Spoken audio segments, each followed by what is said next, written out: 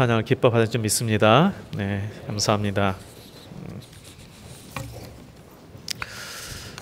우리 장로님께서 기도하면서도 언급하셨지만 이번 주에 이 세월호 침몰로 인해서 사실 이 실종자 전원이 거의 사망으로 이렇게 봐야 되지 않겠습니까? 그래서 거의 300명 가까운 아까운 목숨이 잃었습니다. 사건 자체도 참 비극이지만 사건의 원인 또 모든 그 과정에서 너무나도 답답하고 안타까운 일들이 많이 있지 않았습니까? 그래서 그걸 보면서 우리 마음 가운데 안타까움이나 아픔도 있지만 좀 더 나아가서 어떨 때는 분노가 치밀어 오르는 그런 부분까지 있을 정도로 경제는 발전했는데 이렇게 우리 가운데 책임의식이 없고 또 이러한 어떤 위기 대처 능력이 이렇게까지 없을까? IT 강국이라 하고 인터넷 대국이라고 칭하지만 정작 우리에게 있어서 진실됨이라든가 정직함, 책임감 이런 귀한 것들을 잃어버리지 않았는가라는 참 이런 찹찹한 심정들을 많이 갖게 되었습니다. 영국의 시인 엘리어트는 바위라는 그 시에서 이렇게 질문을 했습니다. 생활 속에서 잃어버린 우리의 인생은 어디에 있는가? 지혜 속에서 잃어버린 우리의 생활은 어디에 있는가? 지식 속에서 잃어버린 우리의 지혜는 어디에 있는가? 정보 속에서 잃어버린 우리의 지식은 어디에 있는가? 이 말은 우리 현대인들이 정보의 홍수 속에서 정보는 많은데 정작 지식을 잃어버렸다는 것이죠. 또 지식의 범람 속에서 지혜를 잃어버렸다는 것입니다.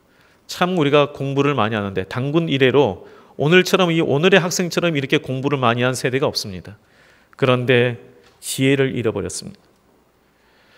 바쁜 생활 속에서는 인생을 잃어버렸다는 것이죠. 그래서 우리가 멈추고 뒤를 돌아봐야 한다는 것을 질문하는 내용입니다. 네, 이는 우리의 믿음에서도 마찬가지인 것 같습니다. 매주일 우리가 교회에 다니지만 왜 교회에 다녀야 하는지 그 이유를 점점 시간이 지날수록 잊어버리고 있는 것 같습니다. 성경책의 홍수 속에서 얼마나 성경책이 많습니까? 우리 가정만 해도 성경책의 홍수 속에서 말씀을 잃어버렸습니다. 설교의 홍수 속에서 교회의 홍수 속에서 정작 신앙을 잃어버리고 있습니다. 무엇이 문제일까요? 여러 가지 이유가 있겠지만 가장 중요한 부분은 부활의 신앙이 없기 때문에 그렇습니다. 우리는 2000년 전 부활의 사건을 알고 있습니다. 그리고 그것을 기념하여 오늘도 우리가 부활절 기념 예배를 드립니다. 그런데 정작 부활하신 예수님을 만나는 경우는 많지 않은 것 같습니다. 중요한 것은 부활하신 예수님을 만나는 부활의 신앙을 갖는 것입니다. 이 부활이란 용어가 우리 잘 아다시피 죽었다 다시 살아나는 것을 말합니다. 그렇기 때문에 오늘처럼 합리적이고 과학적인 시대에서는 참 받아들이기 힘든 부분도 있을 줄 압니다. 그런데 우리가 이해하지 못한다고 해서 틀린 것은 아니죠. 이해되지 못한 것과 틀린 것은 다른 이야기입니다. 그것은 우리의 지식에 한계가 있기 때문에 그렇죠. 무한하시고 광대하신 하나님께서 우리의 믿음의 대상이시지 이해의 대상은 아니시거든요. 그래서 하나님께서 우리에게 나를 이해하라고 이렇게 말씀하지 아니하시고 나를 믿으라라고 그렇게 말씀하신 것입니다. 이 부활의 사건과 관련하여서 작년에도 제가 한 예를 하나 든 적이 있습니다. 그래서 올해도 한번 그 예를 한번 듣고자 하는데요. 우리 2011년 6월에 제주에서 흑우가 복제되었었습니다. 우리나라가 전 세계적으로 생명공학은 상당히 많이 앞서가 있는데 근데 그때 당시 다른 복제와 달리 획기적인 사건은 3년 전에 죽은 흑우를 다시 복제한 거예요. 살려낸 거죠. 그때 제주도의 줄기세포 연구센터와 미래생명공학 연구소 공동 연구팀이 죽은 흑우를 다시 살린 거예요. 어떻게 살렸습니까? 도축되어서 이제 노령으로 독축된 그 암소를 복제를 했어요. 씨암소가 죽을 때에 귀 세포를 영하 196도로 급속 냉동을 시켰습니다. 그리고 그 귀세포를 다른 난자에 주입해서 3년 전 염소를 그대로 복제시켰어요. 이처럼 우리가 지금 현재 우리 기술이 이 정도입니다. 3년 전에 죽은 동물도 복제를 해서 살릴 수가 있어요. 만약에 아마 이런 기술을 알지 못하는 한 3, 40년 전만 하더라도 이런 이야기를 했다면 무슨 반응을 보였을까요? 아마 공상과학에서나 나오는 이야기, 허무맹랑한 사실로 알았을 겁니다. 이처럼 이해되지 못한다고 해서 틀리거나 허무맹랑한 것이 아니에요. 죽은 소도 복제하는 시대인데 전지전능하신 하나님께서 죽은 자를 부활체로 살리시는 것이 뭐가 문제이겠습니까? 본문에 보면 다른 제자에 비해서 합리적인 사고를 갖고 있는 제자가 나오죠. 바로 도마입니다. 도마는 12제자 중에 한 제자인데 예수님과 당연히 3년 이상 동안 동고동락하면서 예수님의 말씀을 듣고 모든 행적을 보았던 증인입니다. 그래서 예수님께서 행하신 모든 이적들을 보았어요. 예수님께서 바다 위에 걸으신 것도 봤고요. 예수님께서 풍랑을 장장케 하는 것도 보셨어요. 예수님께서 오병이어 같은 놀라운 이적 행한 것도 봤습니다. 심지어 죽은 자도 살리신 것도 봤어요. 그런데 정작 예수님께서 죽으셔서 부활하신 것에 대해서는 나는 못 믿겠다. 직접 내가 보지 않으면 못 믿겠다. 그렇게 이야기하지 않습니까? 바로 이것이 오늘 우리의 모습이 아닌가라는 생각을 갖게 됩니다. 도마와 마찬가지로 우리는 성경에 기록되어 있는 이적 사건들에 대해서 있을 수 있다고 생각합니다. 과거에 그런 일들이 있을 수 있다고 그렇게 봐요. 그러나 내 생각의 범위 안에서 좀 벗어나면은 이런 부분에 대해서 굉장히 부정적이에요. 과거에 하나님의 행하신 일들을 믿는다고 해도 정작 살아계신 하나님을 믿지 못하는 경우가 우리에게 있다는 것입니다. 우리 성도님들, 과거의 부활의 사건을 믿습니까? 아니면 부활하신 예수님을 믿으십니까? 이 부분을 잘 생각해 보세요. 어떤 사건을 믿는 거가 아니라 인격적으로 어떤 대상을 믿느냐, 이 부분을 이야기하는 거예요. 부활은 이성으로 이해하는 사건이 아니고요. 부활은 만남으로 이해되는 사건이에요. 그래서 예수님께서 도마에게 말씀하신 거예요. 믿음 없는 자가 되지 말고 믿는 자가 되라. 이는 우리에게도 동일하게 주신 말씀입니다. 지금 내 눈앞에 하나님이 보이지 않는다고 해도, 내가 이해할 수 없는 그런 일들이 닥친다고 해도 믿음 없는 자가 되지 말고 믿는 자가 되라고 말씀하신 것입니다. 그렇다면 예수님의 부활이 우리에게 있어서 어떤 의미가 있는지를 오늘 말씀을 통해서 보겠습니다. 그 예수님의 부활을 통해서 제자들이 이전과는 아주 다른 그런 모습을 갖게 됐죠. 먼저는 이 부활하신 예수님을 만났을 때에 믿음이 견고케 되는 것을 볼 수가 있습니다.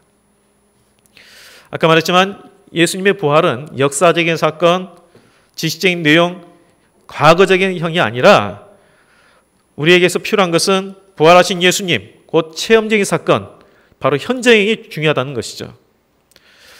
예수님께서 2000년 전에 존재하신 그런 인물이 아는 것도 물론 우리가 필요하지만 지금도 살아계신 그 주님을 만나는 것이 우리 신앙에 있어서 무엇보다도 중요합니다.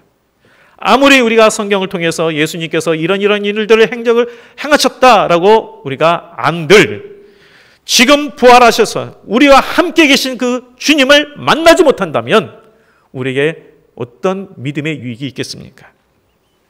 오직 부활하신 예수님을 만날 때만이 불확실한 믿음이 확신을 있게 되는 것입니다. 사실 이게 성령의 역사예요. 성령의 역사할 때 우리는 어떤 큰 능력, 이걸 우리가 생각하는데 가장 큰 성령의 역사는 부활하신 예수님을 내가 인격적으로 만나는 것. 이게 바로 가장 큰 성령의 역사입니다. 그래서 우리가 축도 때도 그러잖아요. 성령의 역사가 있기를. 그게 뭘 말하겠습니까? 우리가 우리 주님을 만나는, 체험적으로 만나는 그러한 믿음이 되는 것을 말합니다.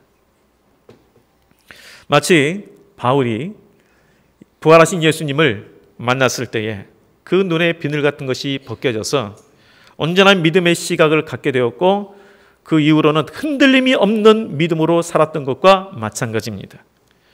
그래서 부활하신 예수님을 만나면 의심이 사라지고 견고한 믿음이 됩니다. 도마가 가졌던 의심은 부활하신 예수님을 만났을 때 사라졌습니다. 그리고 그 이후로는 결코 의심하지 아니하고 순교의 삶을 살았던 것입니다. 우리 성도님들, 부활의 사건을 믿는 것이 아니라 부활하신 예수님을 믿는 의지하는 삶이 되시기 주의 이름으로 축복드립니다. 또 하나는 부활하신 예수님을 만나면 절망의 상황에서도 소망을 갖게 됩니다. 우리 주중에 세월호 침몰로 참 많은 학생들이 사망 실종했습니다. 너무나도 비극적이고 있을 수 없는 비극이죠. 그 가족들에게는 얼마나 큰 좌절이 있겠습니까? 사실 저희들도 여기 있는 성도님들도 얼마나 마음이 힘드셨어요. 뭔가 잡히지가 않잖아요. 잡히지가 않더라고요. 너무 마음이 아파서. 어떤 말로 그것이 위로가 될 수 있겠습니까? 근데 이것을 이길 수 있는 힘은 다른 어떤 것은 가능하지 않고요. 오직 부활신앙밖에 없더라고요. 549장의 그 찬송가 제목이 내 주여 뜻대로 행하옵소서라는 그 찬송가인데 이 가사를 신앙 고백을 하신 분이 스몰케 목사님입니다. 이 스몰케 목사님이 선교사로서 전도하러 집을 비웠어요. 그래서 전도하러 나가셨다가 집에 돌아보니까 무슨 일이 있었는지 모르지만 집에 불이 나가지고 아들 둘이가 죽어버렸어요. 얼마나 큰 고통이에요. 그분이 다른 헛된 일 하러 돌아간 것도 아니고 주의 복음을 들고 전도하러 갔다가 돌아보니까 그 아이들 둘이 정말 그 사랑스러운 자녀 둘이 불이 나서 죽은 거예요. 근데 그때 그가 그 어려움을 고통을 부활의 신앙으로 이기고 나서 쓴 글이 내 주여 뜻대로 행하옵소서예요. 제가 2절 말씀만 잠깐 읽어드릴게요. 내 주여 뜻대로 행하옵소서. 큰 근심 중에도 낙심케 마소서. 주님도 때로는 울기도 하셨네. 날 축원하셔서 뜻대로 하옵소서. 제가 그 신방을 다니면서 한 교구에서 한 50초반 부부를 신방을 했습니다. 근데 이게 자녀가 없어서 그래도 이제 가족 사항을 좀 알기 위해서 자녀가 이름이 없어서 근데 좀 이야기해 주시면 좋겠다고 했더니 이분이 그때 이제 이야기하시더라고요. 아들이 하나 있었는데 7년 전에 교통사고로 죽었습니다. 그러더라고요. 근데 이제 그때 이야기를 이제 해주시는 거예요. 그게 뭐냐면 집에서 엄마하고 아들이 그때 중학교 1학년이었는데 같이 길을 나오다가 집 앞에 이제 골목이니까 근데 막 사람들이 골목에서도 막 차를 막 쌩쌩 모는 사람들이 있어요. 그래서 이제 골목에서 이제 딱 나가는데 아들이 나가고 엄마가 뒤에 나가고 대문 앞에 나오는 순간에 차가 그냥 치워버렸어요. 그래서 그 자리에서 즉사를 했어요. 그 엄마가 그걸 보면서 거기서 혼절을 해버렸어요. 그러고 나서 한 달 동안 식음을 전폐하고 누워 있었는데 그때에 이 남편이 이러다가는 우리 식구 다 죽겠다. 그래서 그때 교회 나오기 시작했답니다. 그리고 나서 거기서 하나님을 붙들고 그 다음에 이제 신앙이 생기면서 부활의 신앙을 갖게 된 거예요. 그래서 그러더라고요. 7년 전인데 어떻게 그것이 이어지겠느냐. 그렇지만 그래도 천국에서 만날 것을 소망하면서 지금 현재 살고 있다고. 이런 어려움을 겪고 있는 스몰케 목사님이나 또 이 집사님 부부라든가 이분들이 이 시리 상황에서 좌절의 상황에서 어떻게 극복했습니까? 부활의 신앙으로 극복했어요. 부활하신 주님을 만나는 신앙을 가졌기에 정말 그 좌절의 상황 속에서도 절망의 상황 속에서도 그들이 소망을 가질 수가 있었던 것입니다. 이는 제자들도 마찬가지입니다. 제자들도 예수님을 구주로 따르면서 그들의 모든 인생을 걸었는데 예수님께서 십자가에서 죽으심으로 말미암아 이들이 이제는 시리에 빠져서 도망쳤지 않습니까? 그런데 그러한 두려움의 장소였던 예루살렘, 그들에게 수치와 패배의식을 줬던 그 예루살렘으로 돌아갈 수 있던 힘이 무엇이었냐면 부활하신 예수님을 만났기 때문이에요. 부활하신 예수님을 만나는 자는 이처럼 절망의 상황 속에서도 좌절하지 않습니다. 그것은 예수님이 소망이 되시고 예수님이 생명이 되시기 때문에 그렇습니다. 우리가 예수님을 믿는다 하면서도 상황과 조건에 따라 얼마나 사실 좌절하고 힘들어합니까? 사실 그것이 우리의 연약한 우리의 모습이죠. 가정의 어려운 형편, 직장의 어려운 부분들, 또 장래의 여러 가지 진로의 문제들, 이것으로 인해서 때때로 절망하며 좌절에 빠질 때가 많습니다. 그래서 믿음 생활에서 참 낙심되기도 하고 내 뜻대로 살고자 하는 그러한 방황하는 사람들도 있습니다. 그런데 이러한 상황 속에서 부활하신 예수님을 만날 때, 부활의 사건이 아니라 부활하신 예수님을 만날 때 그 모든 것을 이길 수 있는 힘, 소망, 담대함이 일어나게 되는 것입니다. 그래서 이 시간 우리가 예수님의 부활을 기념할 뿐만 아니라 부활하신 예수님을 믿는 부활의 신앙을 다시 가져야 하는 것입니다. 바로 거기에 절망에서 소망으로 회복되는 길이 있습니다. 예수님 2000년 전에 죽으시고 부활하셨다가 사라지신 분이 아닙니다. 과거의 분이 아니십니다. 부활의 사건은 과거의 사건이 아닙니다. 지금도 여전히 부활하신 주님이 살아있는 현재 양의 사건입니다. 예수님은 지금도 성령님을 통하여 우리 가운데 거하십니다. 이 예수님을 만나고 경험하며 믿는 이 부활의 신앙이 우리에게서 이 부활절날 다시 한번 우리에게 회복되는 역사가 있기를 주 이름으로 축복드립니다. 바로 그럴 때에 우리의 믿음이 견고하게 되고 모든 상황에서 소망을 품고 나가는 그러한 신앙이 될 것입니다. 이런 삶이 되시길 다시 한번 주 이름으로 축복드립니다. 그리고 이 시간에 잠시 기도 같이 했으면 좋겠습니다. 오늘날 이 주중에 있는 사건을 통해서 결국은 우리의 부족함입니다. 참 오늘날 이렇게 총체적인 부실이 일어난 것은 우리 책임도 있습니다. 이 모든 것들에 대해서 하나님 우리의 이 부정직함과 생명을 중시하지 못하는 것들, 하나 되지 못하는 분들, 이 부분들에 대해서 하나님 앞에 용서를 구하고 더불어서 지금 고통당하고 있는 그 가족들 하나님 위로해 주시고 하나님 도와달라고 우리 같이 통성으로 한번 기도하시고 제가 기도하겠습니다. 같이 한번 기도하겠습니다. 하나님 아버지 참으로 하나님 주여 우리 용서하여 주옵소서. 참으로 하나님 아버지 너무나도 아버지 하나님 참으로 주님 앞에 바로 서지 못했습니다. 아버지 정직하지 못한 부분이 많았습니다. 비난만 했지 하나님의 통한 마음으로 기도하지 못했습니다. 아버지 하나님이 주여 용서해 주옵소서.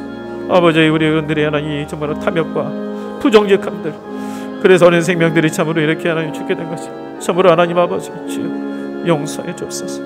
아버지 하나님 우리 불쌍히 여주옵소서. 주여 하나님 도와주시옵소서. 우리에게 하나님 아버지 정말 깨닫지 못했습니다. 아버지 하나님 우리 사이에 빛과 소금되지 못했습니다. 주여 용서해 주옵소서. 아버지 하나님 이 시간 다시 한번 말하면서 이 고통당하고 있는 이 부모들을 주여 유족들을 주여 부가주시고 이들이 하나님 아버지 소망을 주옵소서. 부활의 신앙을 주시옵소서. 아버지 하나님 그래서 이들이 하나님 살아갈 힘을 얻을 수 있도록 도와주옵소서. 주여 하나님 아버지 도와주시옵소서. 주여 불쌍히 여겨 주시옵소서. 주여 도와주시옵소서. 아버지 하나님 도와주시옵소서. 그리고 우리의 죄를 용서해 주옵소서. 주여 주여 도와주옵소서. 용서해 주시옵소서. 하나님 아버지 다시 한번 우리 모든 사람들 가운데 아버지 하나님 그래서 이런 상황 가운데 더 하나님 의지하는 믿음이 되게 해주시고 제가 말씀대로 순종하는 삶 될 수 있도록 우리를 붙들어 주시옵소서. 소망이 되신 우리 주님 부활의 소망으로 오셔서 이들을 위로해 주시고 우리 모두를 위로하여 주시옵소서. 예수님 이름으로 기도합니다. 아멘. 하나님 아버지 우리 어른들의 탐욕으로 죄로 말미암아 그 많은 아이들이 죽임을 당했습니다. 주여 저희들의 죄를 용서하여 주시옵소서. 또한 우리 먼저 하나님을 믿는 우리 믿는 성도들이 사회의 빛과 소금이 되지 못하여 이러한 또한 썩은 물들이 흘러가서 이러한 픽을 낳았습니다. 먼저 우리 믿는 우리를 주여 용서하시고 새롭게 하여 주시옵시며 거룩한 삶으로 다시 일어날 수 있도록 도와주시옵소서. 하나님 아버지, 무엇보다도 지금 자녀를 잃고 말로 닿을 수 없는 고통 가운데 있는 그 모든 유가족들을 주여 위로하여 주시고, 부활의 주님께서 그들에게 소망을 주셔서 어렵지만 고난 중에서도 살아갈 힘을 얻게 하여 주시옵시고, 다시 한번 천국 소망을 갖고 살아가는 그 모든 유족들 되게 하여 주시옵소서. 하나님, 우리에게는 부활한 예수님을 만남으로 말미암아 흔들림 없는 믿음이 되게 하여 주시옵시고, 어려움 속에서도 근심 중에서도 낙심하지 아니하고 하나님을 바라보고 소망을 갖는 그런 부활의 신앙이 되게 하여 주시옵소서. 예수님 이름으로 기도하옵나이다. 아멘.